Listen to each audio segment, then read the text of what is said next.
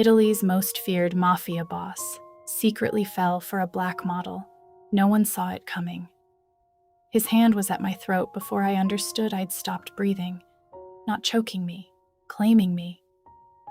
4 tattooed fingers, dark ink curling over each knuckle like a language only he could read, resting against my pulse the way a man tests a blade before he trusts it to cut clean. Behind him, candlelight bent gold across the marble floor of a Milanese palazzo I hadn't been invited to by name. I'd been invited by profession. Face of the campaign, body for the cameras, a prop with a passport. I was not supposed to be the one he looked at like that. Let me back up, because you deserve to know how a girl from the south side of Chicago ends up with the most feared man in Italy's hand at her throat, and her heart doing something dangerously close to gratitude. My name is Zara Amara Vale. Depending on who's asking, I'm either the face on this month's cover of L'Officiel, or I'm the woman who spent 4 years before that learning how to read the bones of old things, provenance documents, auction house paperwork, the quiet forgeries hiding inside beautiful objects. My mother raised me on 2 lessons after my father was shot outside a currency exchange in Chicago when I was 11. Never trust a powerful man, and always read the fine print before you sign your name to anything. I built a career on both. Modeling paid the bills, authentication paid for my soul. That's how I ended up at the after-party for Milan Fashion Week, 3 glasses of Prosecco past sensible, standing in a room full of men who smelled like money and something colder underneath it. The campaign I'd shot that week wasn't just fashion. It was fronted by a jewelry house lending archival pieces for the shoot, a sapphire choker, a ring with a crest ground down so fine you'd need a loop and a decade of training to notice it had been altered. I'd noticed. That morning, actually, cataloging the pieces before the shoot, my authentication instincts humming the way they do, right before I find something I'm not supposed to find. I hadn't said anything yet. I was still deciding what silence was worth. Then he arrived, and the entire room recalibrated around him like iron filings finding north. Dante Vesperi. They call him Il Silenzio, the silence. And I understood why the second he crossed the threshold without announcing himself, without needing to. Black raven ink spread across the column of his throat, wings unfurled like it was waiting for a reason to fly. Ice gray eyes that didn't scan a room so much as inventory it. He didn't look like old world Mafia theater. He looked like a man who'd stopped needing to perform danger because danger had already agreed to follow him around. I felt him find me before I saw him do it. I was at the bar, glass in hand, when his reflection slid into the mirror behind the bottles. I didn't turn. I've spent a decade learning not to give men the satisfaction of my attention on command, but he didn't ask for it. He simply arrived beside me, close enough that the raven ink at his throat caught the low light and reached past me for nothing at all, just to be near enough that I'd have to acknowledge him or actively work not to. "You're staring, signore," I said, because someone had to name what was happening. "And you're breathing my air," he said, low. Sicilian roughening the edges of his English like gravel under silk. I should have walked away. 10 years in this industry teaches you exactly how to exit a man like him, polite, final, gone. Instead, I turned fully toward him, chin up, because I have never once let a man mistake my caution for fear. "Is that a complaint?" "That depends on what you do next." That's when his hand came up, not fast, not a threat. He watched my face the entire time, giving me every chance to step back, and when I didn't, his fingers settled against the side of my throat like he was checking whether my pulse would give away what my voice wouldn't. It did. I felt it kick under his palm, traitorous and fast, and something shifted in his ice-colored eyes. Recognition, maybe, or the particular hunger of a man who has just found the one thing in a room full of things he cannot buy. "Dante?" Someone hissed from the edge of the room, a man I'd later know as his cousin Vincenzo, watching us with an expression I mistook that first night for simple disapproval. Dante didn't look away from me. Later. I don't know how long we stood like that. Long enough for the room to notice. Long enough for a woman across the floor to whisper something behind her champagne flute, and for a photographer I recognized from the shoot to lower his phone without taking the picture, because even he understood some things aren't meant to be documented. What I didn't know yet, what none of us knew, standing in that gilded room while a stolen sapphire choker sat 2 floors below in a locked case with a forged provenance certificate inside its velvet lining, was that the man with his hand at my throat and the missing history behind that ring were about to become the same story. His world, my training, a collision neither of us saw coming, and one of us wasn't going to walk away from unchanged. I still don't know which one of us that was. If you're already leaning forward, if some part of you already knows this doesn't end the safe way, do me a favor and hit subscribe before we go further. The darkness only gets deeper from here, and I'd hate for you to miss where it takes us. If you're already hooked, a quick subscribe keeps the darkness coming. Here's what I didn't tell him that first night. I already knew his family's name before he said it. 3 months earlier, cataloging a private collection for an auction house in Rome, I'd flagged a set of estate jewelry with a provenance trail that dead-ended at a shell company called Vesperi Holdings. I hadn't thought much of it then. Old Italian money hides behind 100 shell companies. That's not a crime. It's a hobby. I'd signed off on 2 of the 3 pieces and quietly refused to authenticate the third because the paperwork on it read like a story written by someone who'd never actually held the object. I filed my concerns. I moved on. Models move on. It's the only skill the industry actually teaches you. But now, I was standing in a room that smelled like his cologne, 4 days after the party, staring at a text message from my mother that read, "Call me when you can, sweetheart," in the specific tone of handwriting gone digital that meant something was wrong before I'd even called. She'd had a fall. Not a bad one, she insisted, in the voice she'd used my whole childhood to make disasters sound like inconveniences. But the hospital in Chicago wanted tests. Real ones. The kind with numbers attached that made my modeling income look like a rounding error. I sat on the edge of my hotel bed in Milan doing math that didn't work, and that's the exact moment my phone buzzed with a message from a number I didn't recognize. "I know about your mother's diagnosis before the results are even final. I know about the 3rd ring you wouldn't sign off on. We should talk, Miss Vale." DV, I read it 4 times. Each time, my stomach dropped a little further, because there were exactly 2 ways a man got information like that. Money or fear. Dante Vesperi clearly had both in unlimited supply. I want to be honest about something, because this story only means anything if I am. Part of me was afraid. The rational part, the part that grew up watching my mother flinch at unmarked cars for a decade after my father died.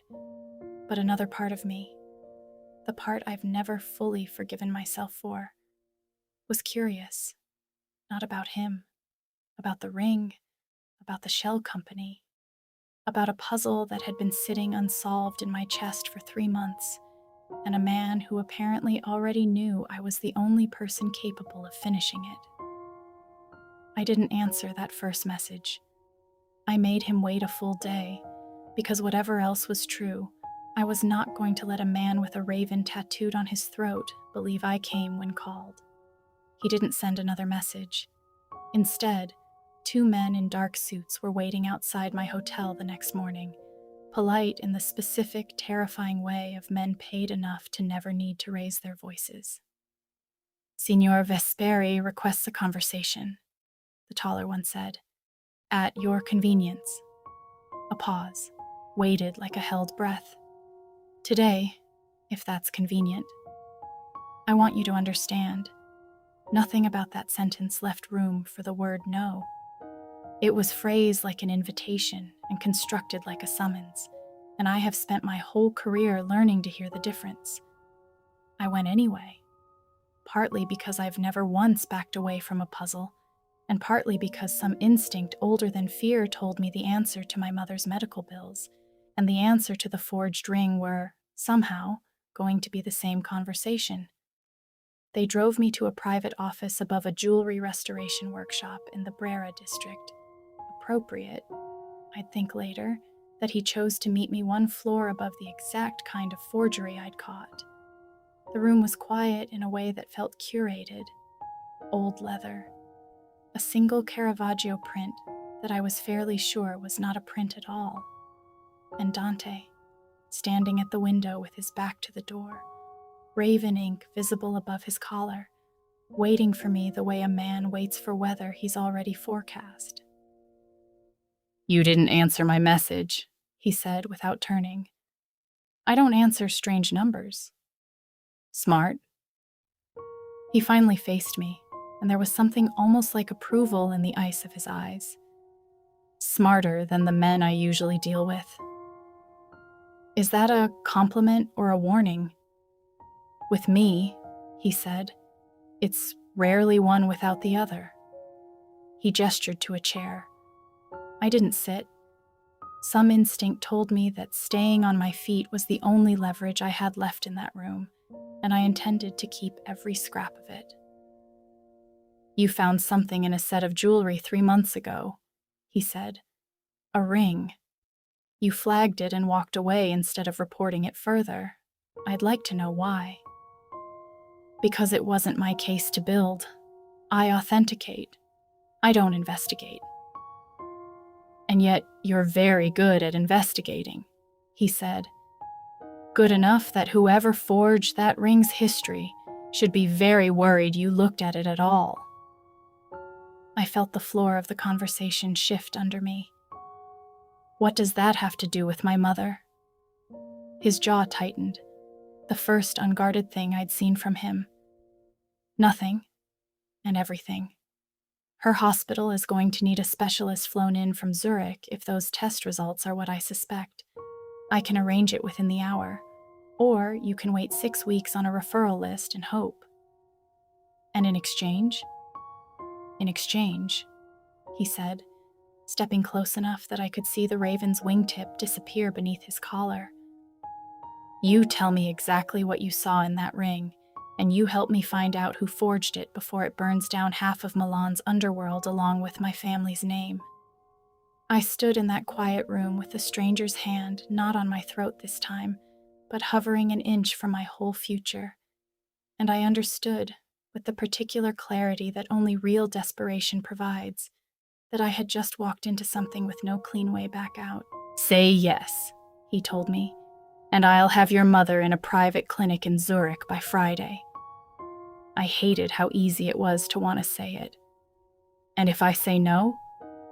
"Then I fly her to Zurich anyway," he said, "because I don't let good people suffer over money when I have more of it than I know what to do with. But you'll have made an enemy of curiosity, Miss Vale, and in my experience, curiosity always collects eventually." That was the moment I understood the shape of the trap. It wasn't cruelty. It would have almost been easier if it were cruelty. I could have hated him cleanly. Instead, it was worse. It was generosity with a blade folded inside it, kindness that came with a price tag he'd already decided I couldn't refuse to pay. "Why me?" I asked.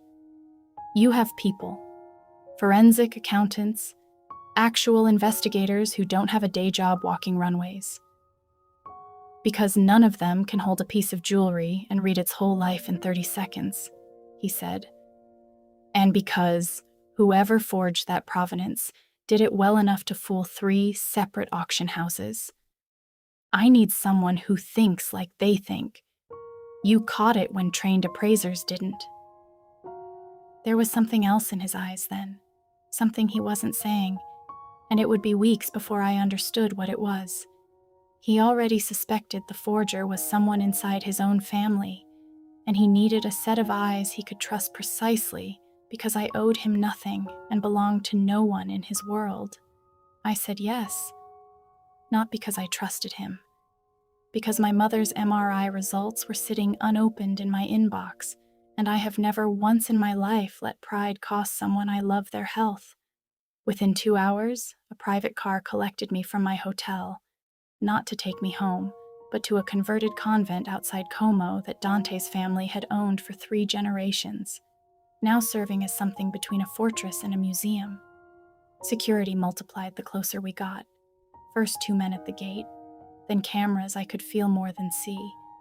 Then inside, a quiet so complete it had a texture, the specific silence of a place built to keep secrets in and enemies out. "You'll stay here while we work," he said, leading me through a hallway lined with portraits of Vesperis going back generations, their eyes all sharing that same ice-gray coldness like a family curse. "Everything you need will be provided." That sounds less like an invitation and more like a cage with good lighting. The corner of his mouth moved, not quite a smile, but its blueprint. Every cage I've ever built was for someone's protection, even mine. They'd already stocked the room they gave me with clothes in my exact size, a jewelry loop and UV light identical to the ones in my own kit, and a burner phone with 3 numbers programmed in: his direct line, his head of security, and, unnervingly, a Zurich clinic confirming my mother's Friday appointment. I stood in that beautiful gilded room, feeling the particular vertigo of being taken care of by someone who could just as easily have you disappeared. And I understood, the way you understand weather changing in your bones, that gratitude and fear were about to become impossible to separate. That night, unable to sleep, I found him on the terrace overlooking Lake Como, a glass of something amber in his tattooed hand, staring at black water like it owed him an answer. "Can't sleep in the cage?" he asked without turning. "I've never slept well in places I don't understand." "Understand this then," he said. "My great-grandfather built half his empire on smuggled antiquities. My grandfather refined it into legitimate auction houses that laundered exactly enough dirty money to keep the family invisible.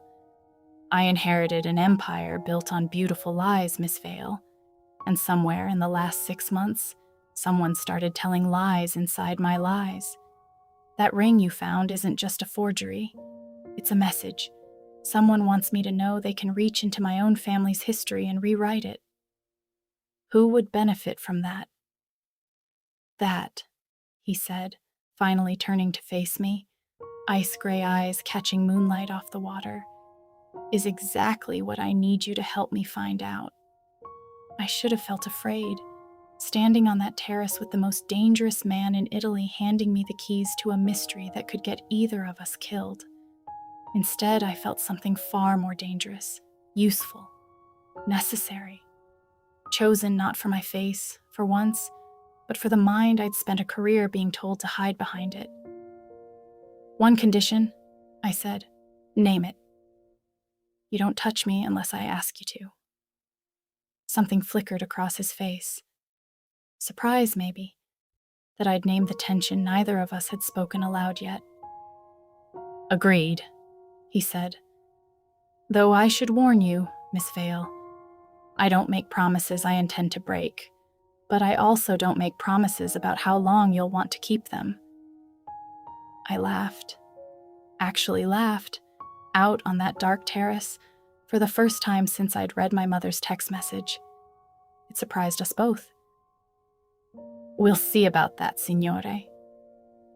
"We will," he agreed, and something about the certainty in his voice told me he already knew how this part of the story ended, even if I was determined to prove him wrong. "Would you have trusted the paperwork or trusted the man? Tell us below." My mother's flight to Zurich landed on schedule. I know because I called the clinic 4 times that first day, unable to fully believe a stranger's promise until I heard the doctor's voice confirm she'd arrived. that the specialist was already reviewing her scans, that whatever this was going to cost, it wasn't going to cost her life.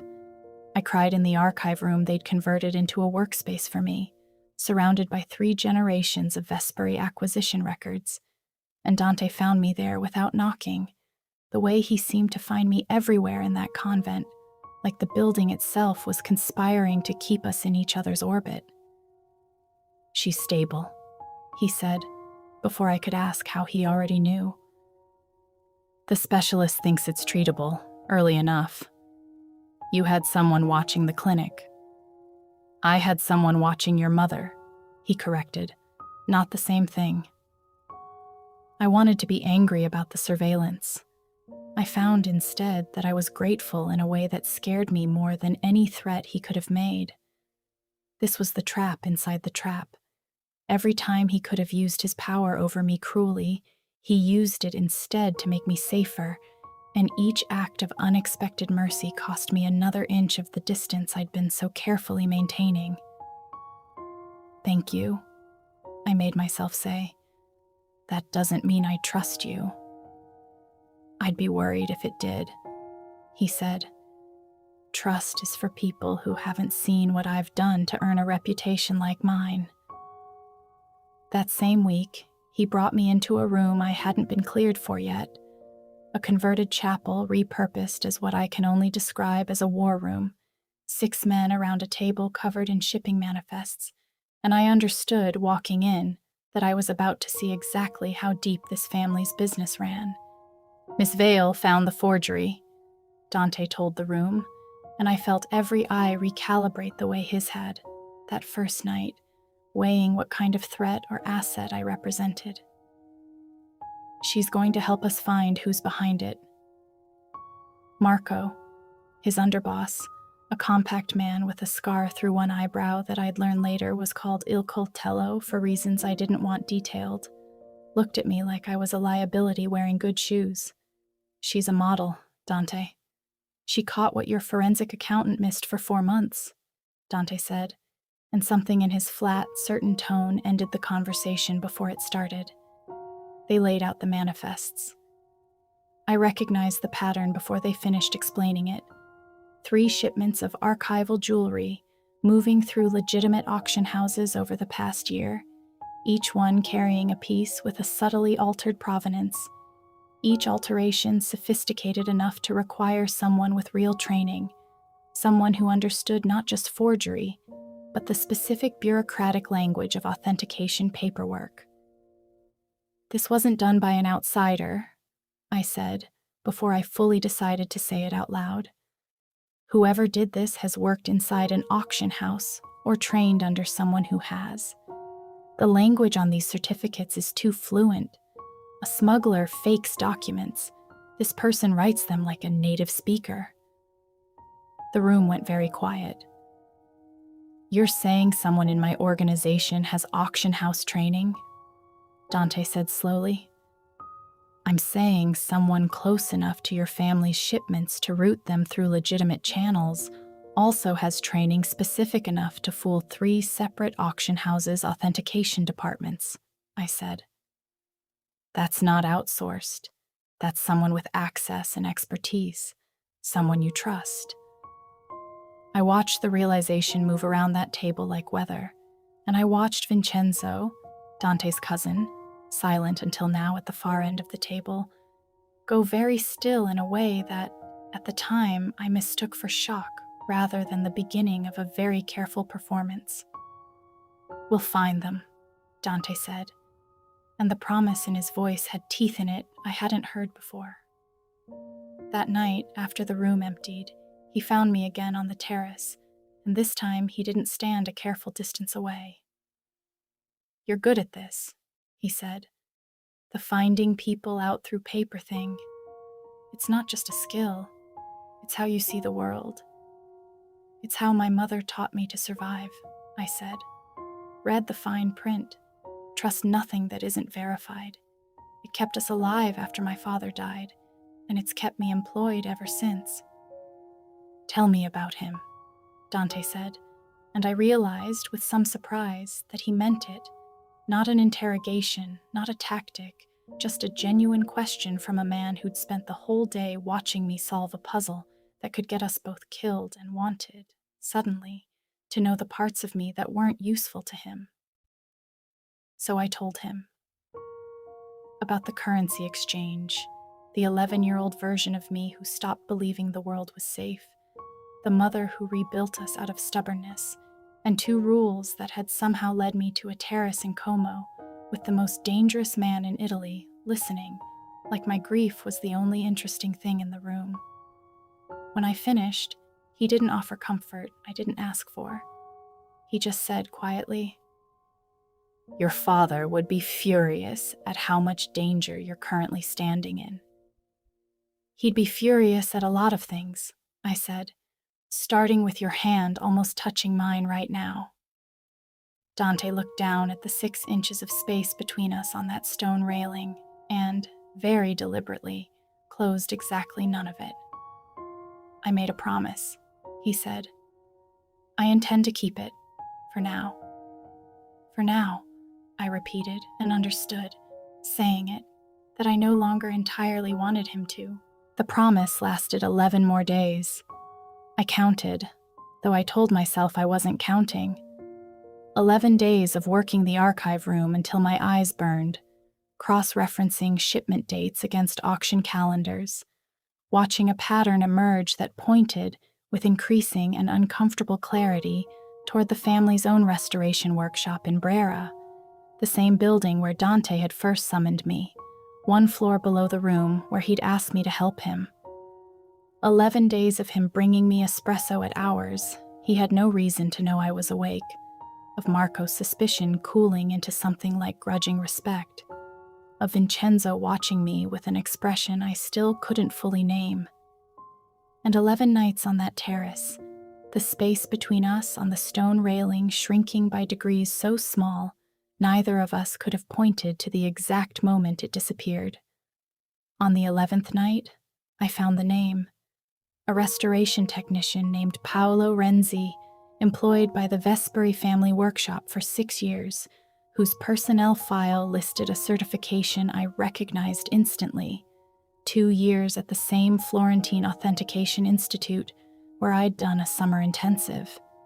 He had the exact training, the exact access, and buried in an expense report from 4 months ago, a wire transfer to an account registered to a shell company I recognized from my very first flagged ring. The same dead-end trail I'd walked away from 3 months before any of this began.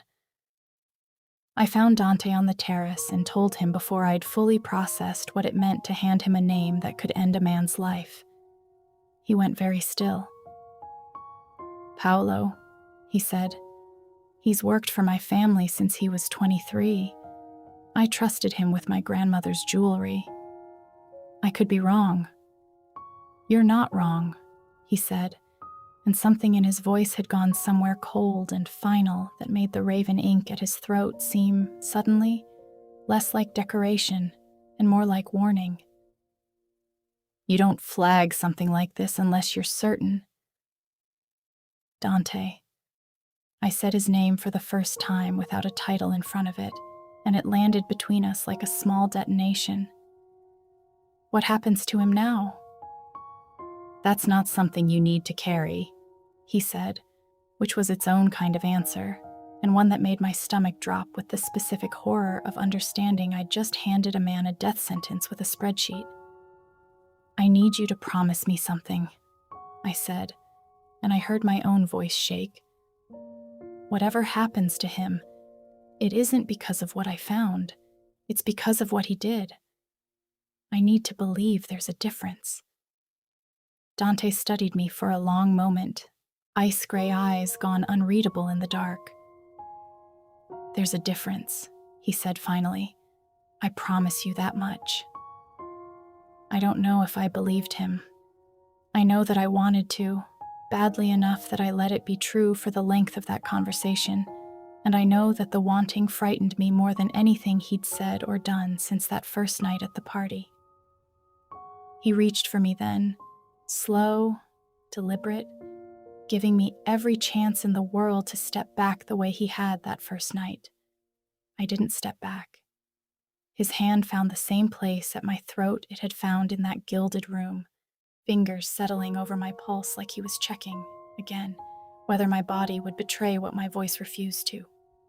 It did. Again.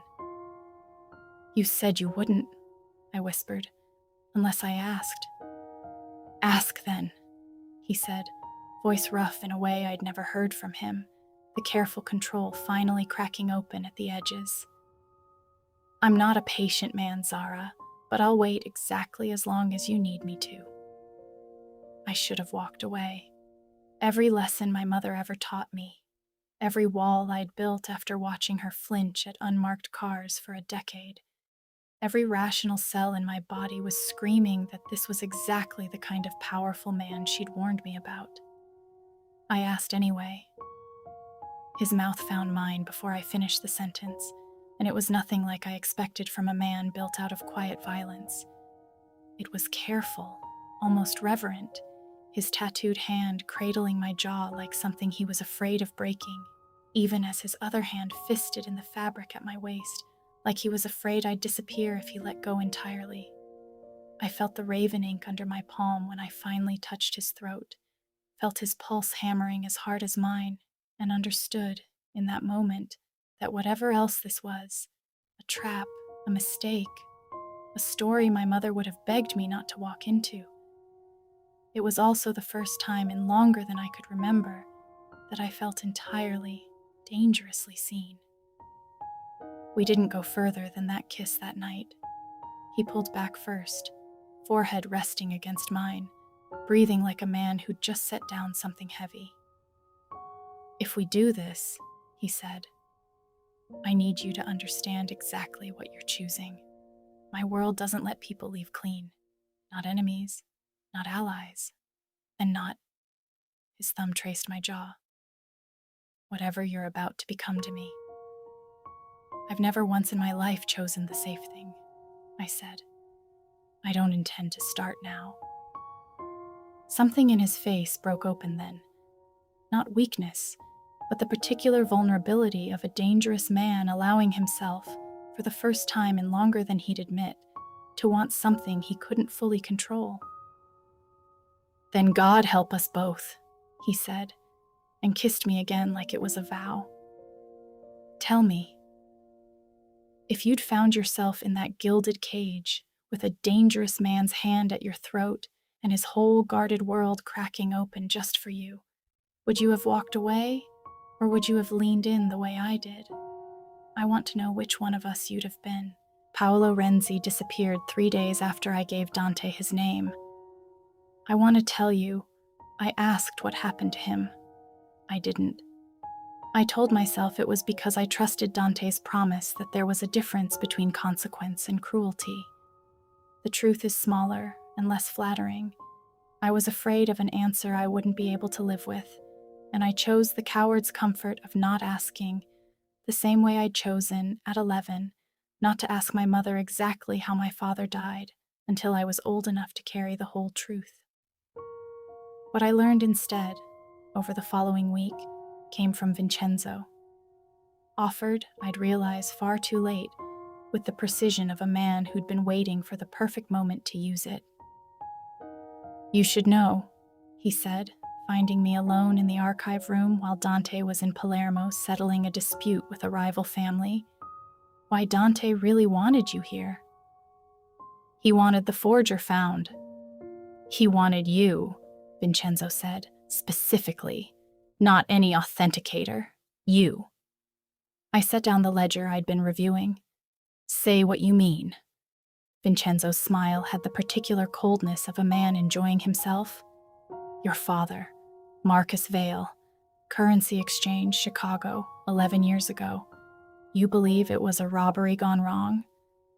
The floor of the room tilted under me. "How do you know about my father?" "Because the men who shot him were collecting a debt," Vincenzo said, "owed to a Chicago associate of this family. Dante's father authorized the collection.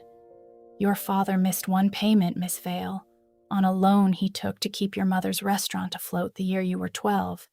He didn't die in a robbery. He died because this family decided a small debt was worth a bullet. I felt something in my chest go very quiet, the specific stillness that comes right before you understand your whole life has been standing on ground you didn't know was hollow. You're lying. Ask him, Vincenzo said, already walking away, already certain of exactly what that question would do to whatever fragile thing had grown between me and his cousin. Ask Dante why, out of every authenticator in Italy, he specifically had his people find you. I didn't sleep that night. I sat with every conversation Dante and I had ever had, replaying his first message. I know about your mother's diagnosis before the results are even final, and understood, with sick clarity, exactly how a man gathers information that detailed on a stranger. Not luck, not coincidence. Research. The kind of research a guilty man does on the daughter of a debt he authorized his family to collect with violence. When Dante returned from Palermo, I was waiting in the chapel-turned-war room, every light on, the ledgers spread across the table like evidence at a trial. Tell me about Marcus Vale, I said. I watched something in his face go very carefully blank. Not confusion, not the innocent bewilderment of a man being falsely accused, but the specific stillness of someone recalculating how much of the truth was still salvageable. Sit down, he said. Tell me. My father authorized a collection on a Chicago debt 11 years ago, he said, each word deliberate, like he'd rehearsed the version of this conversation that hurt the least, and was choosing not to use it. The collection went wrong. The man who fired the shot was executed within the month for exceeding his orders. I found your file 2 years ago, doing due diligence on authentication experts for a private commission. I recognized the name. I recognized what my family had cost you. And you brought me here anyway. I brought you here, he said, because you were the best person for the job, and because some selfish part of me wanted to know the woman my family had made an orphan, and whether she'd grown into someone I could ever make it right with. I should have told you the day you arrived. I told myself I'd tell you when the forgery case was closed. That was a coward's timeline, and I know it. My father is dead, I said, and my voice broke on the word in a way I hated, because your family decided a missed payment was worth more than his life. And you brought me into your home, into your bed, without telling me that the empire keeping me safe is the same empire that made me need saving in the first place. Yes, he said, and didn't flinch from it, didn't offer the comfort of an excuse. That's exactly what I did. I left the chapel. I didn't sleep in the room they'd given me. I sat on the terrace where he'd first kissed me until the sun came up over Lake Como, trying to decide whether the man who'd just told me the truth, unflinching at real cost to himself, was the same man who'd built an empire capable of that truth in the first place, and whether those two men could possibly be forgiven in the same breath. Here's the question I couldn't answer that night, and maybe you can't either. Is it possible to love someone for exactly the qualities built from the same violence that broke your life apart? I still don't have a clean answer. I only have what I chose next. Is it possible to love someone for exactly the qualities forged by the same violence that broke your life apart? We want to know what you think. I packed a bag at dawn. Not dramatically. I've never been a dramatic packer, even in crisis. I folded exactly what I'd need for the drive to the airport and left the rest, because some part of me understood that walking away from Dante Vesperi cleanly meant walking away from everything he'd given me, including the version of myself who'd started, against every warning my mother ever gave me, to feel safe in his gilded cage. Marco found me at the gate before the car did. "He's not going to stop you," Marco said, which surprised me enough that I actually looked at him. He gave the order himself. If you want to leave, you leave. No security detail, no tracking, full stop. That sounds unlike him. It's exactly like him, Marco said. He spent his whole life taking what he wants by force because it's the only currency he trusts. Watching him let you go without a fight is the first time in 15 years I've seen him choose someone else's freedom over his own certainty. I stood at that gate for a long time, long enough that the car sent to take me to the airport idled twice before I waved it away. I didn't stay because I forgave him. I want to be honest about that, because the story is only worth telling if I am. I stayed because Vincenzo's version of events had started to unravel the moment I stopped being too devastated to examine it closely. And because somewhere between the terrace and the gate, I'd started asking the question my training had trained me to ask about everything except, apparently, my own heart. Who benefits from me believing this, exactly as I've been told to believe it? I went back to the archive room instead of the airport, and I pulled every file Vincenzo had ever touched. It took 2 days. Vincenzo was careful enough that I might have missed it if I hadn't spent a career learning to read the specific fluency of someone who understands paperwork intimately enough to make forgery look like history. The wire transfer to Paolo Renzi's shell account, the one I'd traced during the original investigation, had a secondary authorization signature. I hadn't cross-referenced the first time. Vincenzo's. He hadn't just known about the forgery ring. He'd built it. Paolo had been his tool, not an independent actor, a technician recruited and paid to alter provenance on family jewelry, funneling the profits through the same shell company that had, 11 years ago and 4,000 miles away, financed a Chicago debt collection that killed my father. Vincenzo hadn't told me the truth about my father to hurt me out of nowhere. He'd told me because he needed me gone before I finished tracing the second signature. And he'd used the one weapon guaranteed to make me stop looking, the unbearable, undeniable truth that Dante's family had already cost me everything once before. I found Dante in the chapel at midnight, staring at the same ledgers I'd left him with 2 days before. Vincenzo authorized the second wire to Paolo, I said, sliding the document across the table. He built the forgery ring. He used it to bleed money out of your family's legitimate accounts and root it somewhere I haven't traced yet. And when I got close enough to find the second signature, he told me about my father to make sure I ran before I finished the math. Dante went very still, the way he had the night I first named Paolo. But this time, there was something else under the stillness, something that looked, for the first time since I'd met him, like grief rather than calculation. "He's my mother's sister's son," he said quietly. "I made him underboss when my father died because I trusted him more than anyone left alive. He's also the reason there's a forgery ring bleeding your family dry, and he's the reason I almost got on a plane 2 days ago." "But you didn't," Dante said, and something in his voice had gone raw in a way I hadn't heard even on the terrace. "Why?"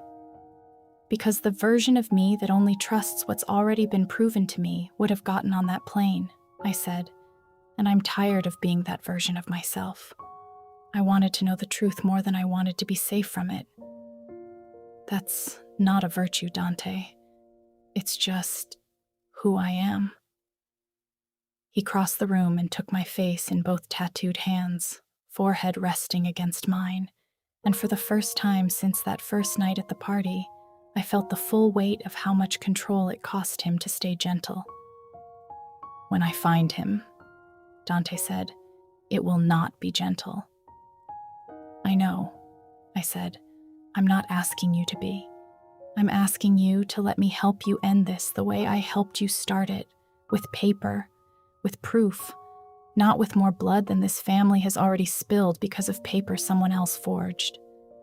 He kissed my forehead, my temple, the corner of my mouth, like he was memorizing something he was afraid of losing. "Careful," Mia Stella Nera, he murmured. You're asking the most feared man in Italy to fight his war your way. I'm asking the man who let me walk to a car without stopping me, I said, to trust that my way might actually work. We built the case against Vincenzo, the way I'd been trained to build every case in my career, from the paper outward, refusing to let a single signature go unverified. It took 9 days. 9 days of Dante deferring to my process in ways I watched cost him. Every instinct in him wanted to solve this the way his family had solved problems for 4 generations, and every day he chose, instead, to sit beside me in the archive room cross-referencing wire authorizations, like a man learning a foreign language out of love rather than necessity. You could just have him brought in, I said on the 6th day, watching him restrain himself for what felt like the 100th time. I could, he agreed. And if I'm wrong, if there's an explanation for that second signature I haven't considered, I'll have destroyed the one family member I have left over a mistake. You taught me that. Verify before you burn something down. I'm trying to actually learn it. That admission did something to me that his hand at my throat, his mouth against mine, none of it had managed yet. It cracked something open, watching a man built entirely out of decisive violence choose patience because I'd asked him to. We found the rest of it on the 9th day, an offshore account in Malta, funded entirely by the profits from Vincenzo's forgery ring, feeding a rival family, Salvatore Grimaldi's organization, 3 separate payments over 8 months. Vincenzo hadn't just been stealing from his own family. He'd been financing Dante's most dangerous rival, positioning himself to inherit whatever empire was left standing once Grimaldi finished dismantling his cousin from the inside. He's not trying to bleed the family, I said, staring at the final wire transfer, dated 4 days earlier. He's trying to end it, and sell what's left to Grimaldi. Dante read the document twice, and when he looked up, the ice in his eyes had gone somewhere colder and more final than I'd seen it go even discussing Paolo. He's meeting Grimaldi, he said. Tomorrow night. Final transfer of operational control, dressed up as a peace summit. He looked at me. I need to be there, and I need you nowhere near it. You need someone in that room who can read a forged handoff document in real time, I said, and you know it, or you wouldn't have hesitated before telling me to stay home. If this goes wrong, I said, it goes wrong whether I'm standing behind you with a folder full of proof or sitting in this convent finding out secondhand. I'd rather be useful than safe. I told you that already. He was quiet for a long moment, and when he finally spoke, his voice had none of the careful control I'd grown used to. The night we met, I told myself you were a puzzle to solve, a problem, a talent, a mind I needed for a season. I want you to know that somewhere in the last 3 weeks, that stopped being true, and I don't fully know how to be a man who needs someone the way I've started needing you.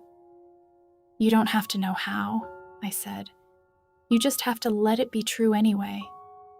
That terrifies me more than Grimaldi ever has. Good, I said, and meant it as tenderness, not cruelty. That means it's real. We spent that last night before the summit going over the plan until it stopped feeling like a plan and started feeling like the only version of the truth either of us could live with. Marco walked me through the layout of the villa twice, the exact angle of the hidden camera, the precise second I'd need to speak into the earpiece so my voice reached Dante before Vincenzo finished his sentence. Dante watched me memorize it all with an expression I hadn't seen on him before.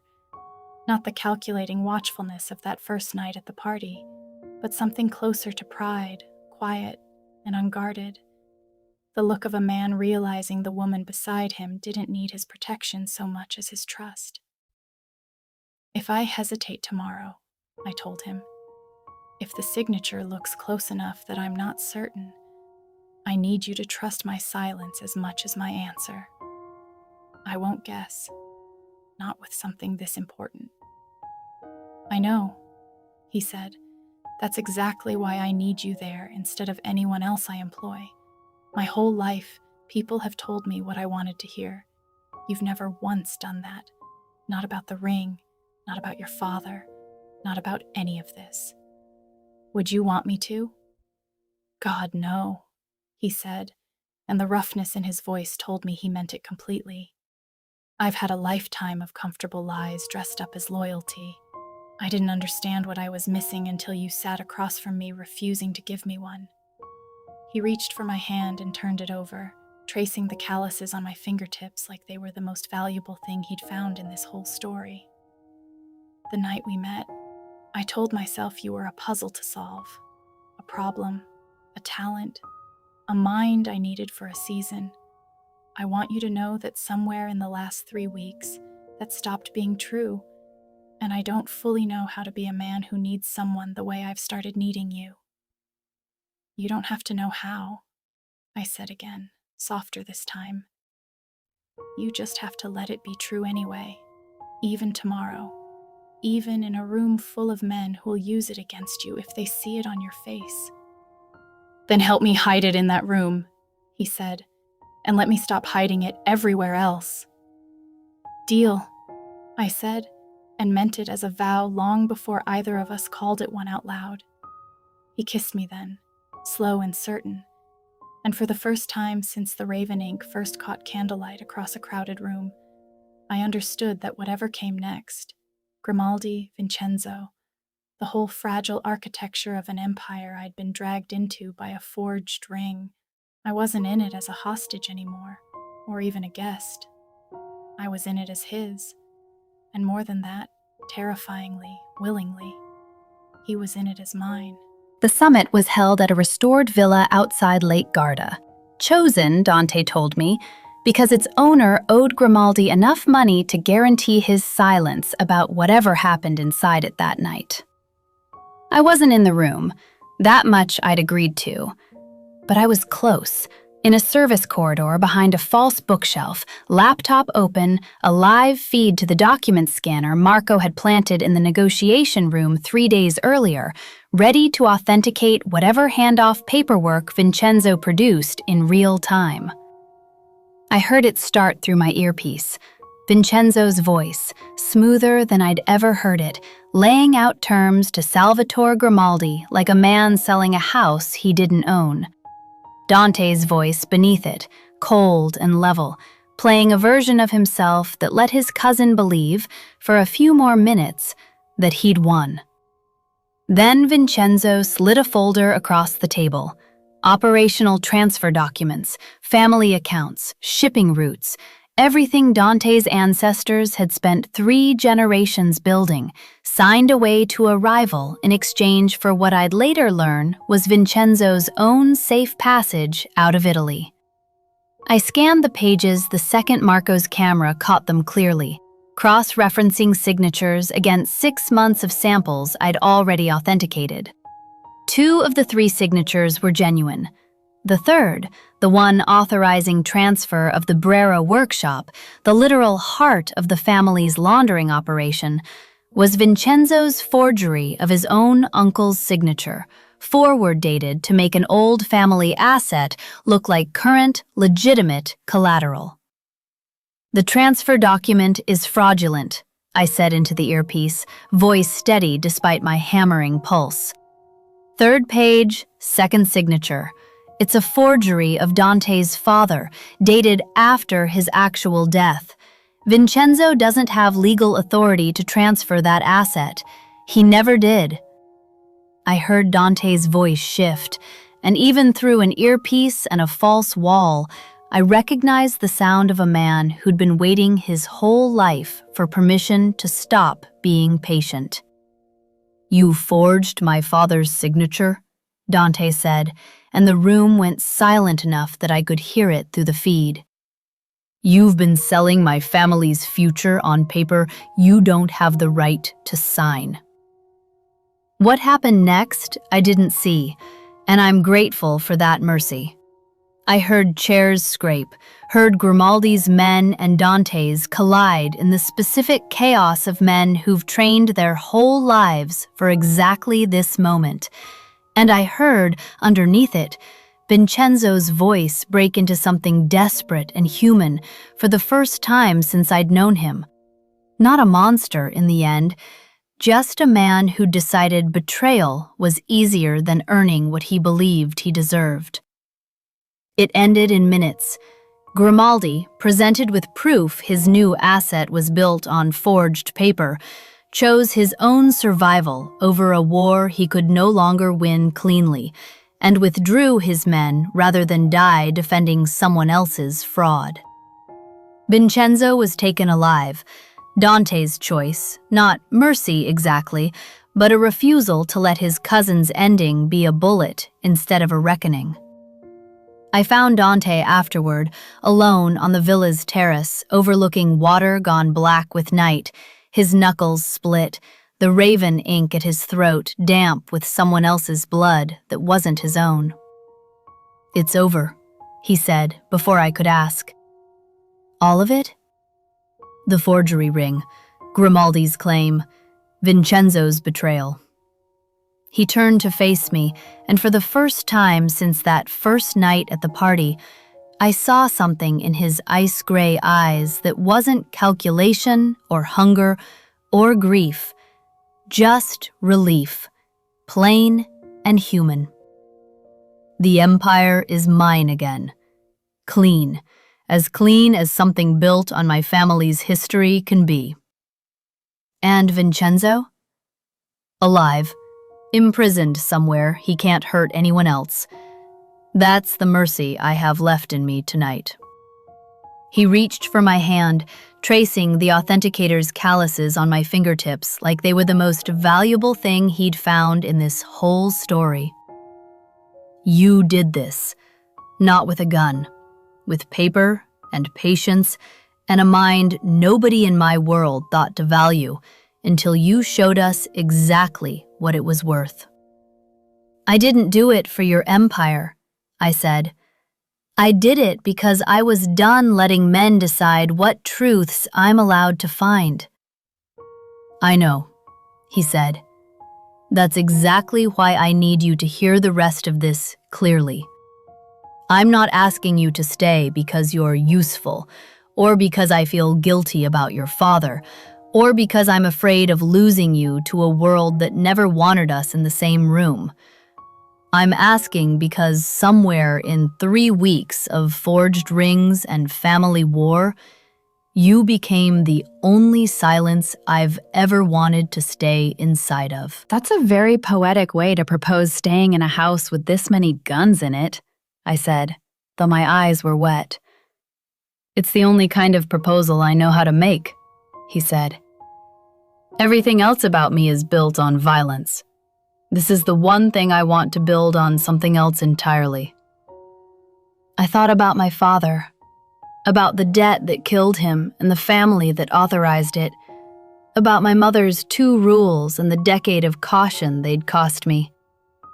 I thought about how strange it was that the same bloodline responsible for my worst loss had somehow, impossibly, become the place I felt most fully myself. Then let's build it, I said. On paper this time. Something we both sign honestly.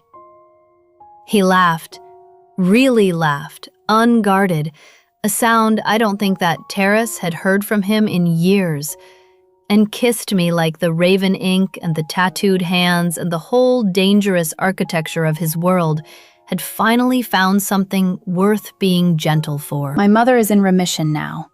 She flew out to see the villa on Lake Como last spring and told Dante, in front of his entire security detail, that if he ever made her daughter cry the wrong kind of tears, she'd find a forger of her own to rewrite his family history into something considerably less flattering. He laughed for a full minute. I don't think anyone in that house had ever spoken to him that way and lived to tell it, let alone made him enjoy it. I still authenticate, though my clients now are considerably more careful about what they hand me. Dante rebuilt the Brera workshop from the ground up, this time with provenance records I personally verified twice before anything leaves the building. It's not a fairy tale ending. There are still men who watch the gates, still nights he doesn't tell me where he's gone until he's already home safe. But there's also a kitchen in that convent where we eat breakfast most mornings like ordinary people, his tattooed hands wrapped around a coffee cup instead of anyone's throat. Both of us finally, quietly, unafraid of what the other one might find. If this story kept you up later than you meant to stay tonight, you know exactly what to do. Subscribe so the next dark, dangerous, impossible love story finds you the moment it drops. And tell me in the comments, would you have trusted the paperwork, or would you have trusted the man? Until next time, loves, stay close. Some silences are worth staying inside of.